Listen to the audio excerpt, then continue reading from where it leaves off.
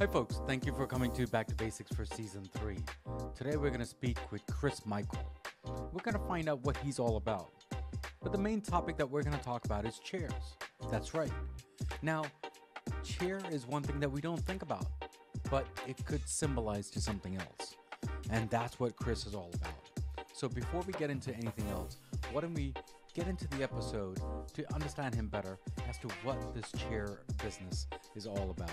So let's get on to the back to basics. I'll see you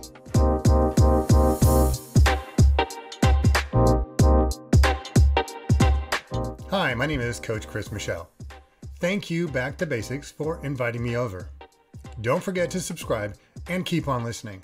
Remember, everything in life is going back to basics.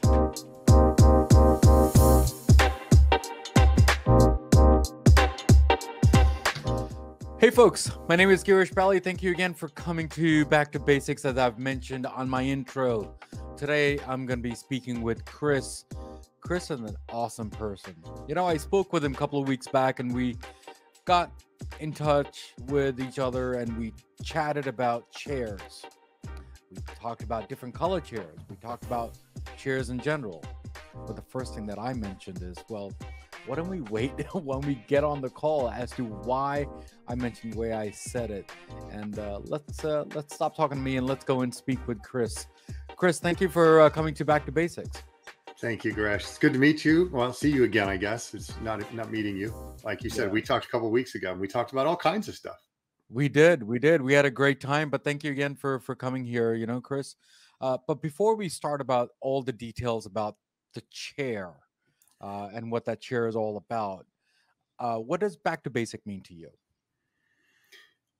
I think a lot of times we get caught up in the just in the processes or the things that we do, right? And we forget the basics. And a lot of times, if we just go back to the basics of blocking and tackling, I grew up playing sports, so it always comes back to blocking and tackling or dribbling and passing, right?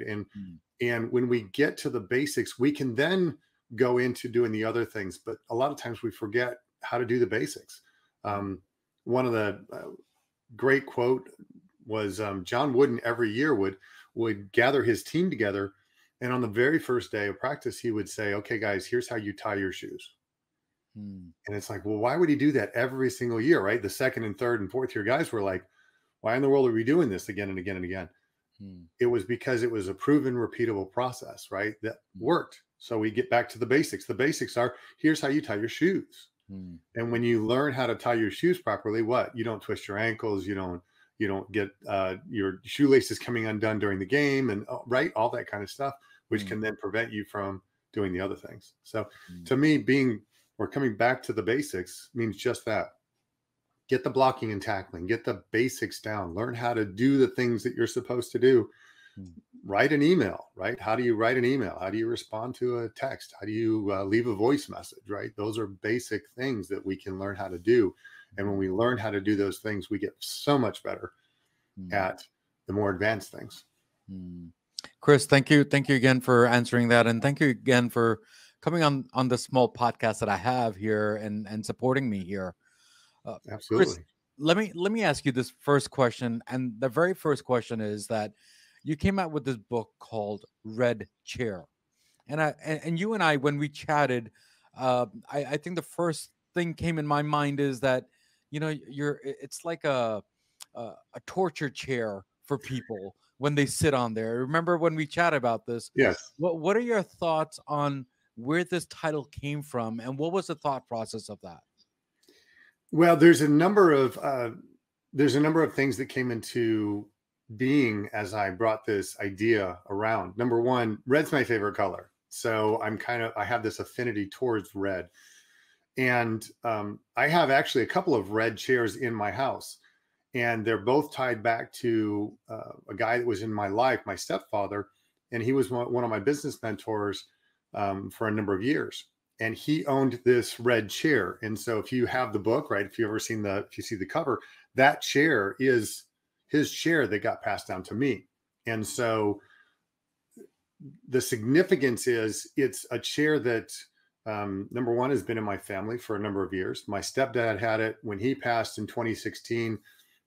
We eventually brought it over to my brother in Indiana, my younger brother, in 2018, and then it came to rest with me in 2019 after my brother died. And so it's now a part of me and my daily routine. And it's, as the title suggests, the red chair experience. It's the red chair is a place, and it's where you go to have your experience, right? So whether it's thinking or meditating or praying or feeling feelings, it's Mm. just a place for you to go and do things. And so for some it's a chair, for some it's a couch, for some it's a walk in the woods, ride on the bike, a day at the beach, right? It Mm. could be whatever it works best for you. Mm. Yeah, thank you again. You know, when you and I were chatting, and we actually I understood you better after chatting with you. It felt like you know, when a baby has a blanket and it's a comfort zone. Mhm. Do you think this chair is a comfort zone for you? There's definitely a peace and tranquility, if you will, that comes with being in that chair. I mean, I feel myself sink into the chair. I don't know if you've ever done yoga or if you've ever done anything along those lines, right? Where they tell you to just kind of sink into whatever it is that you're doing, right? So Mm. this weekend I was doing Bikram yoga, and one of the postures that they talk about is let your feet sink into the mat, right? Let your feet just firmly sit into the mat, and you sink into it. And that's kind of a similar feeling that I have when I sit in the red chair is I literally can sink into it and feel, if you will, safe or feeling secure and feeling taken care of and watched over. So yeah. Mm. So so does this chair symbolize from the business aspect, from a comfort aspect, from a family aspect, from a sorrow aspect? I mean, who are the audience for this book that you're trying to target? Well, the cool thing is the book is really for anybody, and I kind of focus on the 30 to 60-year-olds, right? And I know that's kind of a broad audience, but it was, and I find this true for most authors. The book was written to 10 years ago me, right? It was written to a younger version of myself. And so, and meaning that the things that I chose to talk about were things that I was dealing with over the last 10 years, 15 years. And so it was, it's one of those questions that you say, hey, if you could tell your younger version, your younger self something, what would it be? Right. And here's 366 items that I wish I would have told my younger self. Right. Mm, mm, So that's the cool thing about it, right? Is it's really written for any number of people, but specifically people who are interested in being inspired, that are looking for some sort of a motivation on a regular basis. And it doesn't hit every day. It's not going to hit every day because you're not going to be in that right headspace every day for whatever's being talked about. The cool thing that I like about it is I put an index in the back that says, hey, you want to look for a certain topic here. Here's a certain topic, and you can find it on this page with this date or whatever, right? mm, And so it affords you the opportunity that if you're feeling a particular way, it could be grief, right? You could be sitting in the sorrow of a lost loved one, or the passing of a relationship, right? It could be something as simple as the birth of a child. It gets you excited. Okay, there's something in there for that, right? There's something in there about business. There's something in there about all different kinds of things. And mm, so it speaks to really a very large audience that's looking for that daily inspiration, that they're looking for something that can maybe help them get over that hump for the day, or to get their mindset in the right direction. mm. Yeah, thank you again, Chris, for explaining that. When you started this book, when you started this path of the red chair, as they say, what was the thought process for you? Forget about others. Mhm. You do you think this was more of a exhausting your thoughts or motivating yourself when you created this book? uh, as I say to people all the time, writing this book was therapeutic and cathartic, plain and simple. It was a way for me to uh, express what was going on and come to terms with and come to grips with some of the emotional things that I was dealing with, right? Or the past experiences that I had. There's a study that came out back in the 80s and they continue to update it.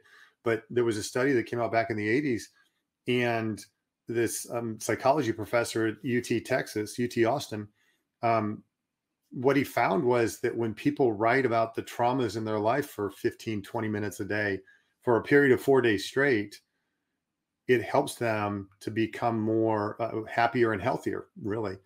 And so I did that for a year and a half, right? So imagine how happy and healthy I was, right? But seriously, it was just this process, right? That helped me to kind of work through a lot of that stuff. And um, yeah, there was a lot of therapy and some other things that went on outside of the book, but the book for me is it really became therapeutic and like I said, cathartic. Yeah, thank you so much for that. When you keep on reading your own book, have you realized that you never really thought those thoughts were there? Have you thought of that before? Do you think? Yeah, so you're right. I do. I still read my book on a regular basis, and I'll pull it out and I'll be like, "What did I say today? What? Is there something that can work for me today?" As I continue to read, not just mine, but I read other books on a regular and daily basis, right? Hmm. Because I'm looking for something to inspire me or to motivate me, right? Because we all need that. We all need help being inspired or motivated from time to time. Sometimes we can just look outside and see the sunset or the sunrise, and we live near the beach, right? We have those opportunities, but sometimes we just need something to get us going. And yeah, so for me, it's looking back at it and reading it on a regular basis, on a consistent basis. It's like, wow, that's relevant today. And then there's other days where I'm like, oh, that didn't speak to me today. And that's okay. Yeah, thank you again. And do you think? I'm pretty sure you did. I'm pretty sure you're doing it also. It's like when you're reading a book, I think you like dissect the whole entire page and then think that maybe I should reword it or make it a version 2 of it. Have you thought of that? I have, and I've decided that there will not be any revisions of this one. I'm going to leave this one alone. Now there's I'm having conversations about maybe a companion journal or a second edition, right? Or not a second edition, but another 366 entries. And yes, those thoughts do come to mind as I continue to look through this, and I'm looking for, I guess, more creative outlets as well. Yeah, Chris, thank you again. We started a new segment on Back to Basics, which is a rapid fire round. And this rapid fire round, there's some words and sentences, whatever pops in your head, we'll just go from there. Are you ready All for right, that? sure. Awesome. So the first word is going to be Shakespeare. Wonderful guy, wrote a lot of plays. Okay. Symbol. Boy, there's a lot of symbolism in our lives, and it's being able to see it for what it is and what it could mean to you. Hmm. Label. Boy, we've got to get better at this. Um, because I think too often we try and label things that shouldn't be labeled or that we've mislabeled because of our past experience. Hmm. Demographic versus value graphic. Wow. Demographic versus value graphic. Interesting. Being in sales, I tend to think about the value of things more than I do of the demographics. So that's a very interesting question. And I'm not sure how to answer that. Okay. Um, Inspire. Gosh. Um, Hair raising, Okay. the first word that comes to mind. Sorrow. Hmm. Um, the thing that just popped in my head was something that Malcolm Gladwell said in an interview that he did with, gosh, what's his name? Rubik. Rick. Rick. Anyways, he did a podcast with him And Malcolm said that I get the gift of grief or sorrow for the Mm, passing of my father. And I think now sorrow is a gift. mm. Okay. Experience. Soak it in. I mean, that's the first thing I think of is you got to soak it in. Mm. Music. Uplifting. Okay. Storyline. Storyline. Um, I think we all have our own stories, and how are you telling that story? So it's Mm, how do we want to present that story? mm. Sales. It's not a four-letter word. Um, Sales. Um, for me, it's always been fun and interesting because I get to help people. Mm. Process. Super important. Mm. Spin-off. Undervalued. Spin-off. Um, I think of that as an opportunity. Okay. The last two is going to be Chris. Chris, Mm. what do I think about me? Or just the word Chris? Because the word Chris is, um, what do I think about me? I'd like to think that I am, well, I do think that I am an inspiration and helpful to those around me. Okay. And the last one is going to be back to basics.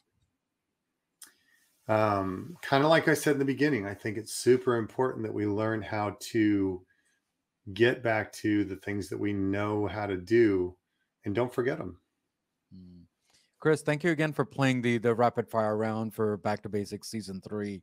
Hopefully, I didn't really challenge you enough, and you're really stomped. But thank you again for that.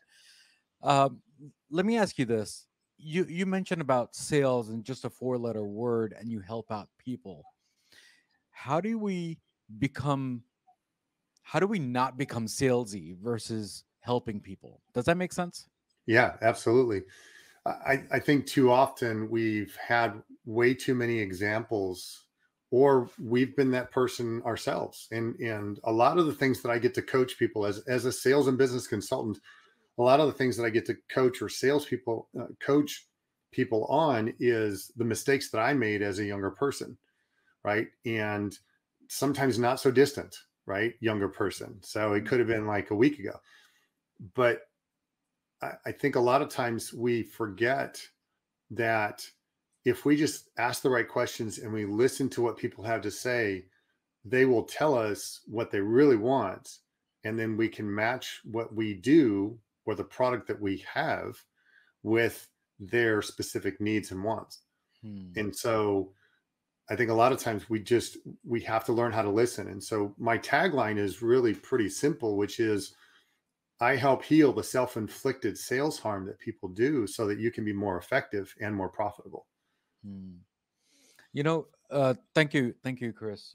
You know, um, I'm not gonna say the whole story, but the end result is when I was going to go and purchase a car, this guy actually, and commissions and selling are few things that people they just strive for, and they'll do whatever it takes to sell it.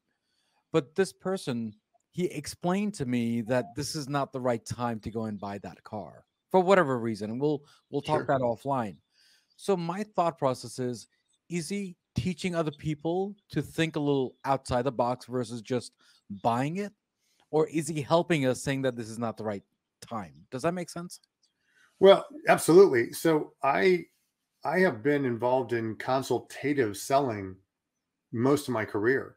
I've done some transactional sales, which means I've got a stick of gum. You want a stick of gum. It's transactional, right? It's just I've got something you want. Period. End of story. But consultative type of selling involves you, and it says what's best for you. So how can I help you get what you're looking for? And again, it comes back to asking the right questions. And maybe what that person was doing was helping you by saying, it sounds like this isn't the right time and it may not be the right situation for you. And that's okay. But here's, in giving you different options to say, these would work or these won't work. Mm, But yeah, I mean, I'm a huge fan of consultative type of selling because here's the reality. We love to buy things. We hate to be sold. But at the end of the day, it kind of sucks for him, right? Because he won't get a sale, he won't get a commission. But I think at the end of the day, I think he gets satisfactory because he's teaching other people, right? So there's two ways to look at it. Mhm, There's definitely, you got to pay your rent, you got to pay your mortgage, whatever it is, right? At the end of the day, mhm. but I guess satisfactory comes a longer way when it comes to sales versus being I guess, a motivational consulting. Is that? Well, so here's the thing. He may not have gotten that sale that day, but more than likely he got the sale eventually because he took care of you, or he provided you with the things that you needed. Now, you may have said, hey, I'm going to go somewhere else, and that's okay. But what I used to say is, and I still do, I sleep very well at night knowing that I've done the best that I could to take care of people and make sure that they got what they needed and wanted.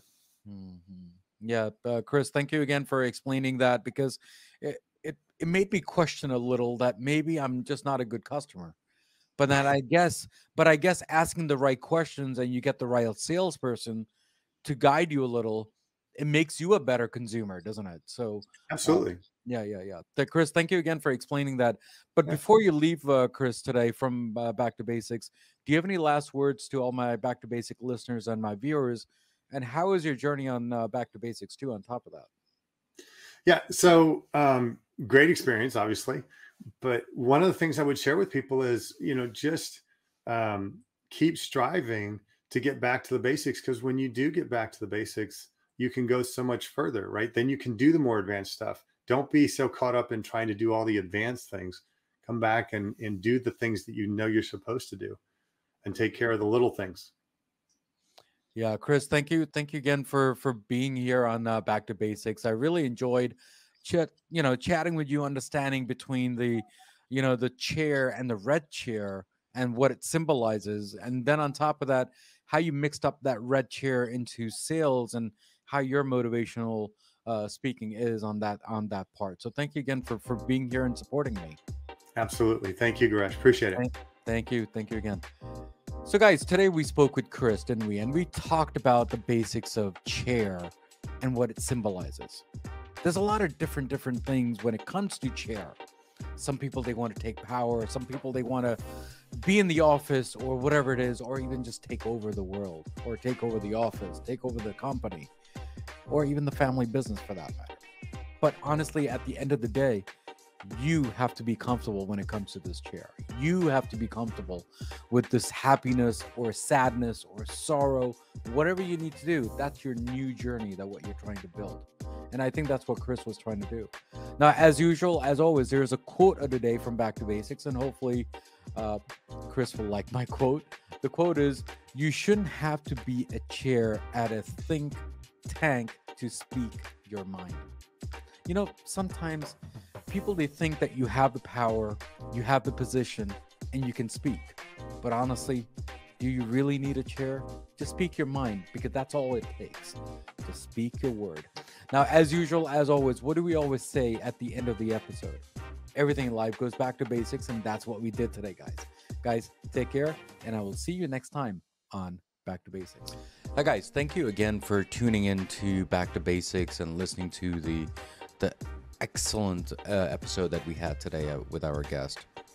With your love and support, we do need you to at least rate our show, review our show, because it does make us stronger day by day, week by week, as I usually say on my episodes. And there are three things in this episode that it makes a hit for me, which is the content, the guest, and definitely the host. So guys, take care, God bless, and remember, everything in life goes back to basics, and that's what we did today, guys.